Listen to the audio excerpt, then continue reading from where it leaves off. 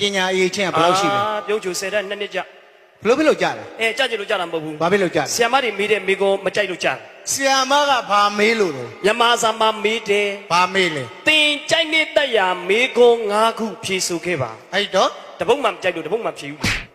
ပညာတက်ကလေးတော့ ကိုကြိုက်တဲ့9ခုလို့ပြောတာငါအောက်ကအဲ့တပုတ်မှမကြိုက်တာ ကောင်းကောင်းပြောပါ နောက်တစ်နေ့ကျတော့ထပ်မေးတယ် ဘာမေး မိဖုရားဖွားစောရဲ့အကြောင်းကိုပြည့်စုံစွာရှင်းပြခဲ့ပါ မိုက်တယ်တမိုင်း ခင်ဗျစဉ်းစားကြည့်လေမိဖုရားဖွားစောအကြောင်းပြည့်ပြည့်စုံစုံသိအောင်ကျုပ်ကသူ့ယောက်ျားမှမဟုတ်တဲ့ဟာယူသူကျင်သူ့လင်မမေပေါ်ကျုပ်ကကြောင်းသားဘယ်လိုလုပ်သိမှာလဲ မဟုတ်ဘူးလေဒါတမိုင်းကိုမေးတာလေ နောက်တစ်နေ့ကျတော့ထပ်မေးတယ် ဘာမေးလဲ ရုပ်ချိုတဲ့ဆီယမကိုအစေးတစ်ပုတ်ရေးပေးတတ်မှာတဲ့ရုပ်ချိုအစေးတစ်ပုတ်ရေးပေးလိုက်တာဆီယမဘာသာမပြန်တတ်လို့စေယုံတင်လိုက်ရ မင်းကဘလို့ရေးပေးလိုက်လို့ What the college into the supporter with this time to let them you know independent his why no independent let them ဘူပိုက်ဆိုလေအလာလာလာလာလာလာ အဲ့လိုရှုပ်တော့ဆီယာမမပြောနဲ့ငါတော့နားမရှိဘူးတင်းတင်းချာချာပြော စေယုံ ပါ တက်ချင်နေပြီမလား တင်းတင်းချာချာပြောစမ်း နောက်တစ်ခေါက်ပြန်နှားထောင်လိုက် နောက်တစ်ခေါက် What the college into the supporter with this